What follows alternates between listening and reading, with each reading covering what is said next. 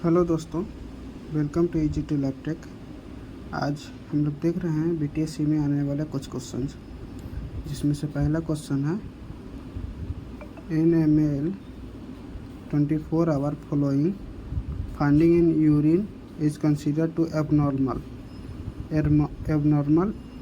Accept. सबसे पहले पूछ रहा है कि एबनॉर्मल कौन कौन सा है। ठीक है, abnormal blood in present, urine में यदि ब्लड प्रेजेंट होगा ये भी एबनॉर्मल केस है। ठीक है, कीटोन बॉडीज प्रेजेंट रहेगा ये भी एबनॉर्मल केस है। पीएच ऑफ यूरिन 6.0 ये सही ऑप्शन है। ये पीएच यूरिन का पीएच कितना होता है 4.5 to 8।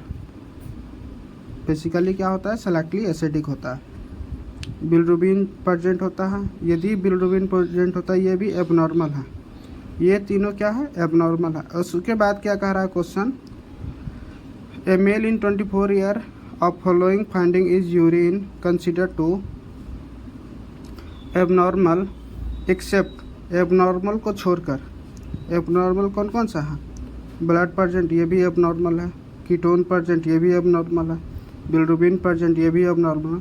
तो एबनॉर्मल को छोड़कर कौन सा है जो यूरिन में, एबनॉर्मल को छोड़कर कौन है, तो ब्लड का जो पीएच है वो नॉर्मल है। ठीक है, तो इसका सही ऑप्शन क्या हो जाएगा, सी हो जाएगा। Next question, the concentration of H2SO4 is as a decoloriser. Decoloriser के रूप में यूज़ करते हैं, यूज इन जेडन staining method. The stain mycobacterium leprae is. Mycobacterium leprae का जो हम लोग जेडन स्टेनिंग जो करते हैं तो उसमें H2SO4 का कंसंट्रेशन कितना होता है, पहले देख लेते हैं। माइकोबैक्टीरियम ट्यूबरकुलोसिस के लिए, ट्यूबरकुलोसिस के लिए कितना होता है 20% H2SO4।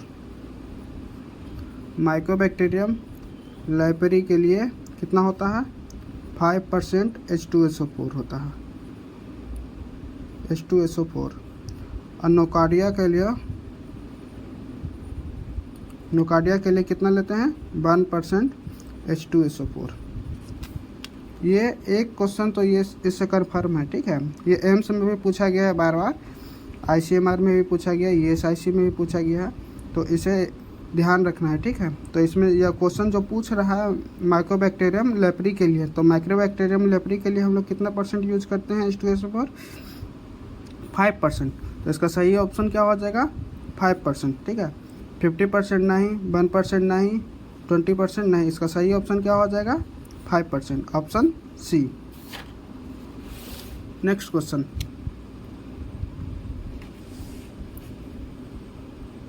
Polymerase chain reaction PCR test is use to detect which of the following component of micro organism. किस तरह के माइक्रो ऑर्गेनिज्म को डिटेक्शन के लिए किया जाता है PCR टेस्ट। एंजाइम के लिए नहीं, सेल वॉल के लिए नहीं, न्यूक्लिक एसिड। न्यूक्लिक एसिड में क्या क्या आया, DNA एंड RNA। एंटीजन नहीं, PCR जो टेस्ट हम लोग करते हैं वो न्यूक्लिक एसिड के लिए करते हैं, DNA RNA जेनेटिक मटेरियल के लिए हम लोग करते हैं, जिसका बहुत सारे कॉपी बनाकर, जो small amount of nucleic acid जो होते हैं उससे बहुत सारे कॉपी बनाकर उसका आइडेंटिफिकेशन करते हैं। तो इसका सही ऑप्शन क्या हो जाएगा, सी हो जाएगा। न्यूक्लिक एसिड DNA और RNA होता है। The magnification power of high power object. High power object कितना होता है, हाई पावर माइक्रोस्कोप में जो हाई पावर जो होता है वो कितना होता है 100x नहीं, 4x नहीं, 10x नहीं, 40x, ये हाई पावर फील्ड होता है। इसका सही ऑप्शन क्या डी होगा। वाइल 100x होता है जो वाइल इमल्सन के लिए होता है, वाइल इमल्सन के लिए होता है। तो यहाँ पे सही ऑप्शन क्या होगा, हाई पावर जो ऑब्जेक्टिव लेंस होगा वो 40x होगा, और वाइल इमल्सन के लिए कितना होगा 100x। ठीक है, ये बार बार क्वेश्चन आता है, हर जगह क्वेश्चन ये आता है। ठीक है, ये ध्यान से रखना। What is the normal serum sodium. Serum में normal range of sodium level कितना होता है? 156 से 165 मिली इक्विवेलेंट पर लीटर, ये नहीं। 126 से 135 मिली इक्विवेलेंट पर लीटर, ये भी नहीं। 136 से 135 मिली इक्विवेलेंट पर लीटर, ये सही ऑप्शन है। 146 से 155 मिली इक्विवेलेंट पर लीटर, ये भी गलत है। इसका सही ऑप्शन क्या हो जाएगा? सी हो जाएगा। सोडियम नॉर्मल सीरम में सोडियम लेवल जो होता है 136 से 145 मिली इक्विवेलेंट पर लीटर होता है। इसका यूनिट याद रखना है, ठीक है। कभी कभी यूनिट से भी क्वेश्चन आ जाता है कि सोडियम लेवल का जो यूनिट होता है वो कौन सा होता है? मिली इक्विवेलेंट पर लीटर, ठीक है। Next question, approximate serum creatinine reference normal range is. Serum creatinine का नॉर्मल रेंज कितना होता है? 130 से 700 मिलीग्राम।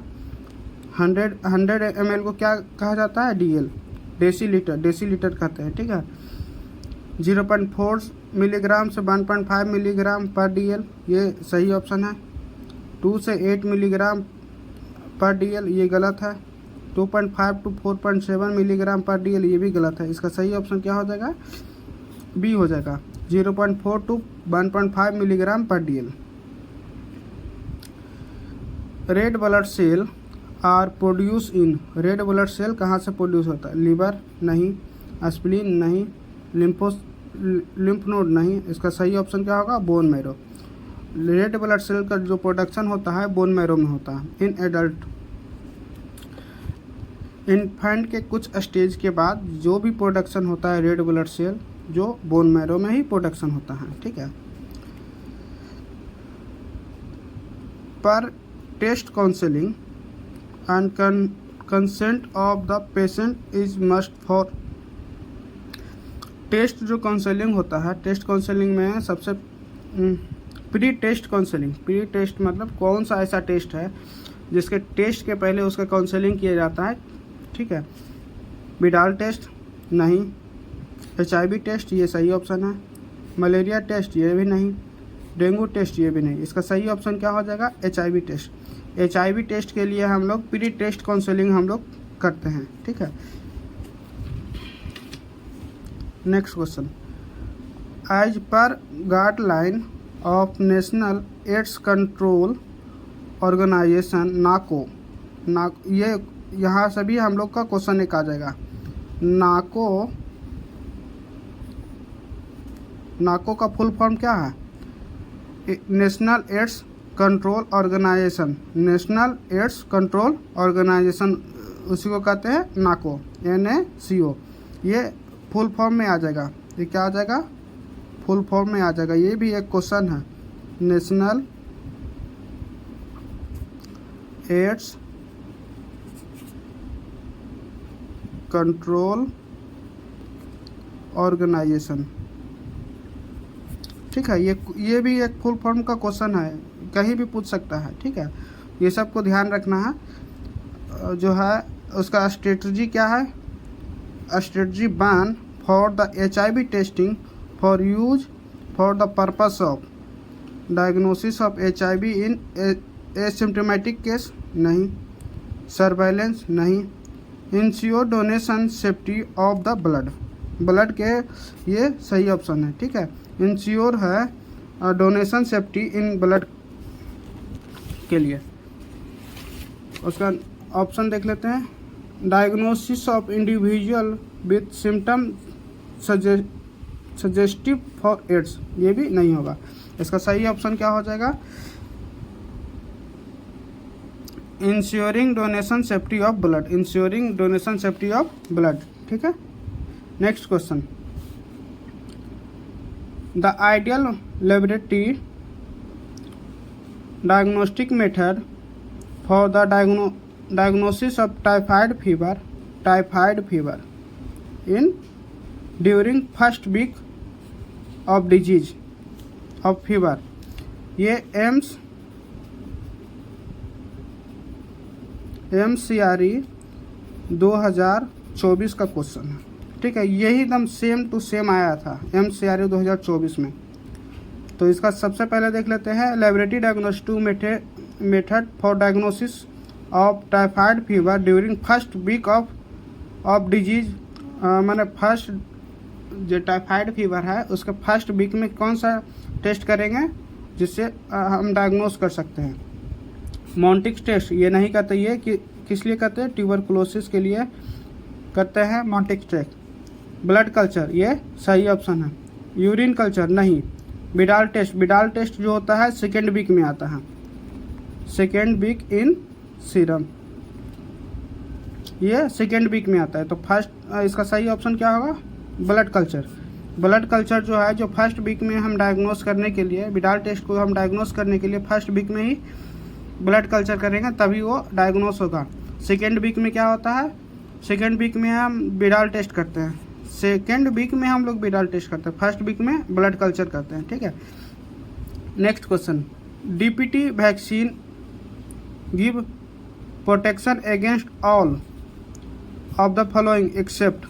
डीपीटी जो वैक्सीन होता है, डीपीटी जो होता है लाइव वैक्सीन होता है। ठीक है, तो इसमें कौन कौन सा डिजीज के लिए हम लोग करते हैं डीपीटी। डिप्थेरिया के लिए डीपीटी का फुल फॉर्म डिप्थेरिया पर्ट्यूसियस और टेटनस। ठीक है, तो पर्ट्यूसियस में क्या, टेटनस तो ये हो गया ऑप्शन, डिप्थेरिया हो गया। बुपिंग कप को ही हम पर्ट्यूसियस कहते हैं, पर्ट्यूसियस को ही दूसरा नाम बुपिंग कप कहते हैं। इसका सही ऑप्शन तो हो जाएगा क्या, कौन कह रहा है डीपीटी के अलावे कौन है, तो पोलियो है जो डीपीटी जो वैक्सीन पड़ता है उस जो प्रोटेक्शन के लिए, उसमें पोलियो वैक्सीन नहीं होता है। ठीक है, पोलियो नहीं होता, पोलियो वैक्सीन है, पोलियो नहीं होता है। तो इसका सही ऑप्शन क्या हो जाएगा, polio, option A. Albumin alpha 1, alpha 2, beta and gamma globulin are electrophoretic fraction जो टेस्ट करते हैं, इलेक्ट्रोफोरेसिस जो टेस्ट हम लोग करते हैं, इलेक्ट्रोफोरेसिस में क्या होता है, सीरम लिपोप्रोटीन, इसमें लिपोप्रोटीन जो है लिपिड प्लस प्रोटीन है, और यहाँ पे सब सारा क्या है, एल्बुमिन प्रोटीन है, albumin alpha 2, beta and gamma globulin, ये सब क्या है, प्रोटीन है। हीमोग्लोबिन ये भी नहीं होगा। एमिनो एसिड भी नहीं होगा। ठीक है, एमिनो एसिड भी नहीं होगा। प्लाज्मा प्रोटीन ये सही ऑप्शन है। तो जो इलेक्ट्रोफोरेटिक प्रोसेस जो हम लोग करते हैं उसमें प्लाज्मा प्रोटीन का डिटेक्शन के लिए करते हैं, जिसमें alpha 1, alpha 2, beta, gamma globulin, ये सब जो सारा जो एक बेस में उसका टेस्ट जो होता है उसमें ये इलेक्ट्रोफोरेसिस की मदद से ही हम लोग आइडेंटिफाई कर पाते हैं। बेनट्रॉप method is use to estimate so hard that the certain.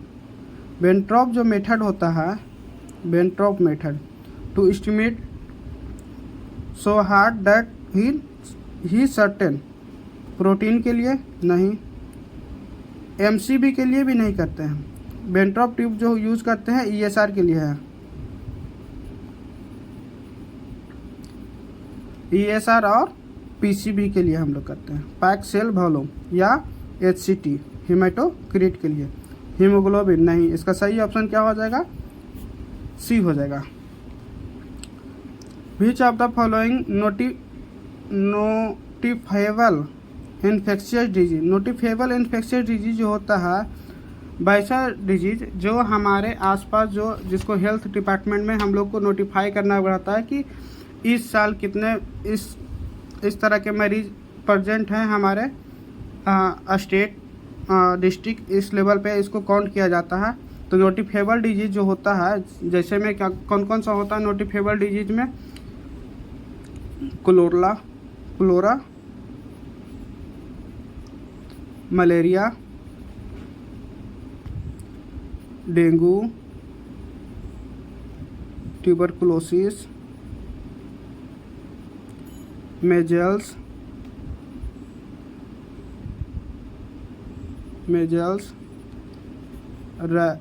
Rabies, कोविड-19, HIV, हेपेटाइटिस, ये सब भी होता है, नोटिफेबल होता है कि किस एरिया में कौन सा ये सबसे ज़्यादा पाया जा रहा है, इन्फेक्शियस किस लोकेशन में सबसे ज़्यादा हो रहा है, ये सब नोटिफाई किया जाता है। तो इसका सही ऑप्शन क्या हो जाएगा? फ्लोरा। डायबिटीज़ हर जगह हो रहा है आजकल, हर पेशेंट को हो जा रहा है। स्टेफाइलोकोकस एविएसिस, ये भी नहीं होगा। सीडोमोनल ओटियस मीडिया, ये नहीं है, ठीक है। तो इसका सही ऑप्शन क्या हो जाएगा? फ्लोरा हो जाएगा। Stain use for detection of Mycobacterium tuberculosis bacteria. Mycobacterium tuberculosis bacteria के लिए हम लोग कौन सा स्टेन यूज करते हैं? फील्ड स्टेन नहीं, ग्राम स्टेन ये भी नहीं, जेडन स्टेन ये सही ऑप्शन है, जिम्सा स्टेन ये भी नहीं करते। तो हम लोग माइकोबैक्टीरियम ट्यूबरकुलोसिस के लिए कौन सा स्टेन यूज करते हैं? जेडन स्टेन। इसका अदर नेम क्या हुआ? AFB stain, acid fast bacilli stain भी कहते हैं, ठीक है। Next, the test use for clear screening of cervical cancer. Cervical cancer के लिए हम लोग कौन सा टेस्ट करते हैं? कार्डियोग्राम किसके लिए करते हैं? कार्डियक के लिए।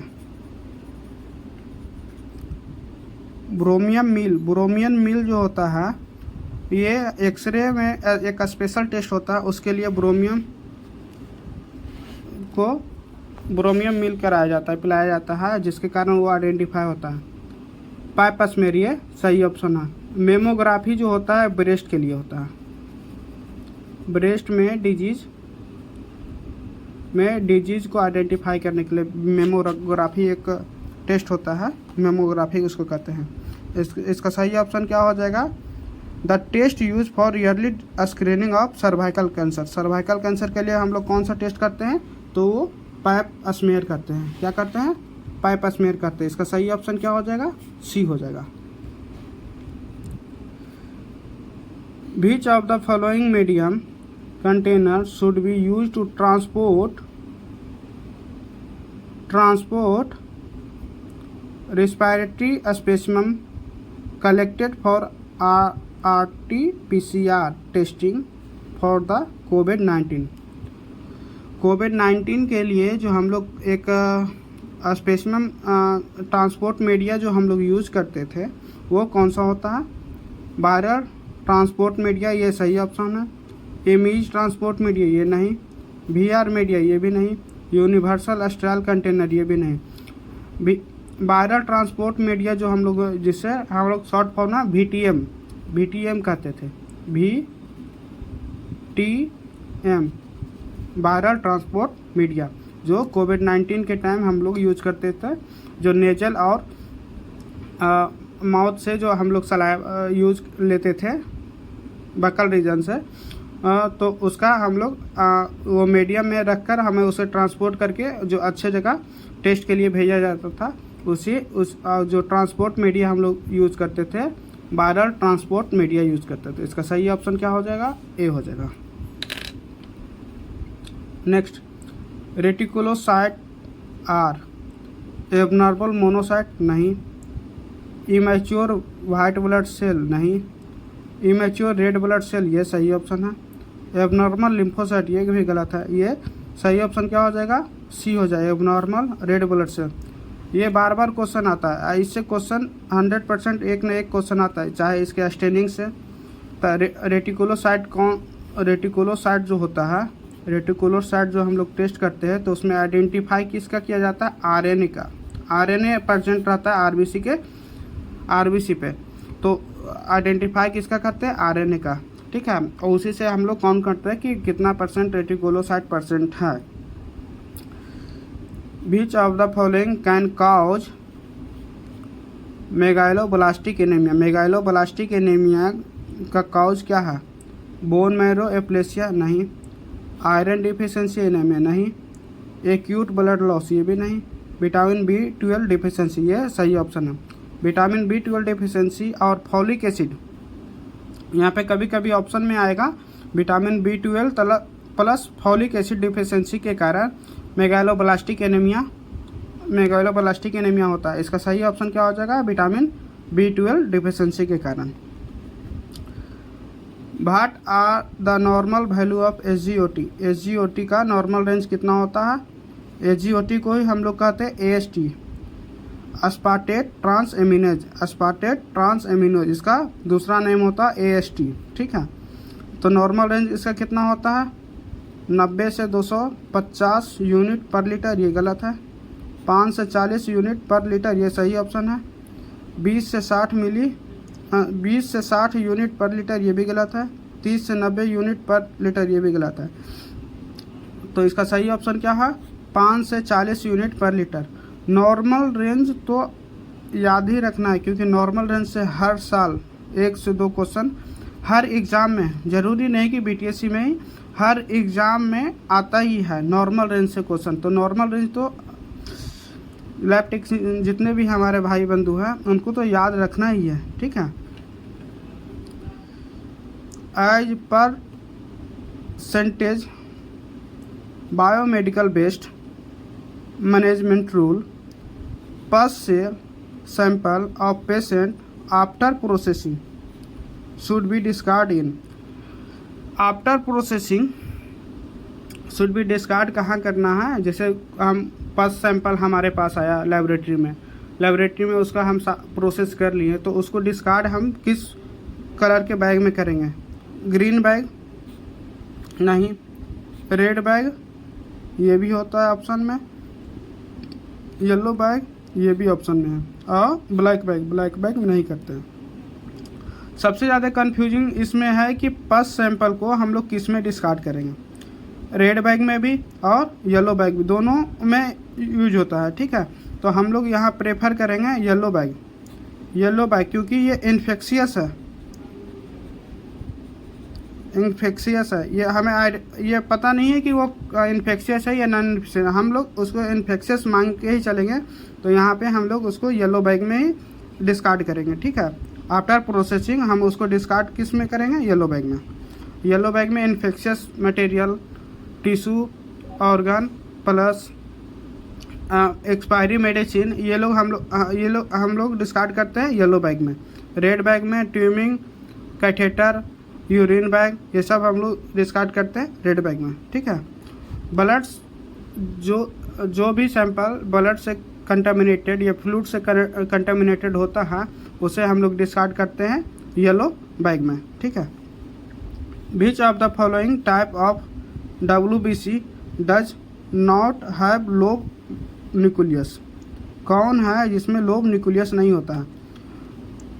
WBC जो होता है किसमें लोब होता है, किसमें लोब नहीं होता है? इससे हम लोग दो तरह से डिफ्रेंशिएट करते हैं, ग्रेनुलेटेड और एग्रेनुलेटेड, ठीक है। ग्रेनुलेटेड में न्यूट्रोफिल, बेसोफिल और इस्नोफिल होता है। इसमें क्या होता है? लोब होता है, ये इस तरह से लोब होता है।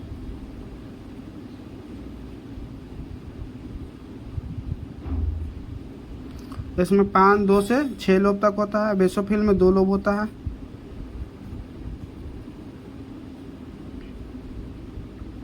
इस्नोफिल में भी 2 लोब होता है, 2 से 3 लोब, ठीक है। इसमें ग्रेन्यूल्स प्रेजेंट होते हैं, कोई में फाइन होते हैं ग्रेन्यूल्स, कोई में लार्ज ग्रेन्यूल्स होते हैं। इसमें एक ग्रेन्यूल्स में क्या होता है? पहला मोनोसाइट और लिम्फोसाइट, ये न्यूक्लिएटेड नहीं होता, ये से इसका सही ऑप्शन क्या हो जाएगा? लिम्फोसाइट, ठीक है। न्यूक्लिएटेड होते हैं, लोब्यूल्स वाले होते हैं, ये 1 2 3, ये दोनों में क्या होता है? लोब्यूल्स होते हैं। इसमें 2 से 6, 2 से 3, 2 से 3, ठीक है। मैक्सिमम 2 से 3 होता है, ठीक है। इसका सही ऑप्शन क्या होगा? Lymphocyte. The spillage of blood in floor cause by the falling of breakage of test tube break कर गया, should be identify the disinfected with hypochloride solution, ये सही ऑप्शन है। स्पिरिट नहीं।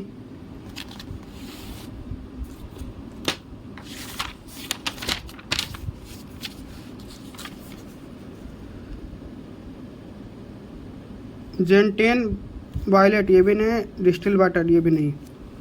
यहाँ पे ऑप्शन एक और भी है, जैसे स्पिरिट से हम लोग, क्योंकि हाइपोक्लोराइड जो होता है वो इजीली अवेलेबल होता है और सबसे ज़्यादा डिसइंफेक्टेंट में जो फ्लोर के लिए हम लोग यूज़ करते हैं लैब में हाइपोक्लोराइड यूज़ करते हैं। इसका सही ऑप्शन तो यही होगा। लेकिन स्पिरिट जो होगा ये भी यूज़ करते हैं बट ये कॉस्टली हो जाता है, तो इससे अच्छा है हमें हाइपोक्लोराइड ही यूज़ करते हैं। इसका सही ऑप्शन क्या हो जाएगा? ए हो जाएगा। ठीक है, नेक्स्ट क्वेश्चन।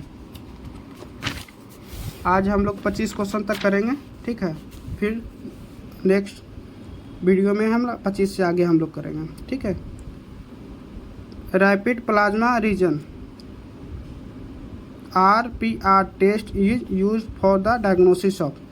RPR जो हम लोग करते हैं टाइफाइड फीवर के लिए नहीं, सिफिलिस के लिए सही ऑप्शन है। लेप्टोस्पिरोसिस ये भी गलत है। डायरिया ये भी नहीं। तो सिफिलिस के लिए हम लोग, इसका सही ऑप्शन हो जाता है RPR, सिफिलिस के लिए करते हैं। सिफिलिस के लिए हम लोग बहुत सारा टेस्ट करते हैं, जैसे VDRL, RPR, TPHA, बहुत तरह का जो टेस्ट है। TPHA भी होता है। ठीक है, ये कन्फर्मेटरी के लिए हम लोग यूज़ करते हैं TPHA। तो इसका सही ऑप्शन क्या होगा? सिफिलिस के लिए हम लोग यूज़ करते हैं। The quantitative method use for the determine the urinary protein are. Urinary protein कौन कौन सा टेस्ट से हम लोग करते हैं? ऑल ऑफ 3 मेंशन देख लेते हैं नीचे। Heat and acetic acid method, heat and acetic method से भी हम लोग प्रोटीन का डिटर्मिनेशन करते हैं। सल्फोसैलिसाइलिक एसिड टेस्ट, ये इससे भी करते हैं। पेपर स्टिक मेथड से भी हम लोग प्रोटीन का आइडेंटिफिकेशन करते हैं। इसका सही ऑप्शन क्या हो जाएगा? ऑल ऑफ दिस 3, तीनों ऑप्शन सही है। ठीक है, नेक्स्ट। द टर्म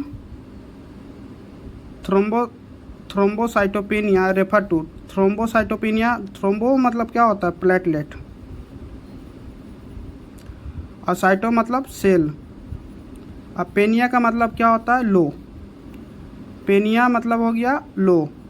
और यदि साइटोसिस रहता, साइटोसिस मतलब क्या होता है? इंक्रीज करता है या हाई होता है। ठीक है, बढ़ जाना। पेनिया मतलब लो होता है। तो इसका देख लेते हैं। टर्म हम लोग टोट लिए हैं थ्रोम्बोसाइटोपेनिया, प्लेटलेट सेल लो। इसमें लो थ्रोम्बिन, प्रोथ्रोम्बिन टाइम, ये गलत है। लो RBC काउंट इन ब्लड, ये भी गलत है। लो WBC काउंट इन ब्लड, ये भी गलत है। Low platelet count in blood, ये सही ऑप्शन है। इसका सही ऑप्शन क्या हो जाएगा? डी हो जाएगा। Thank you.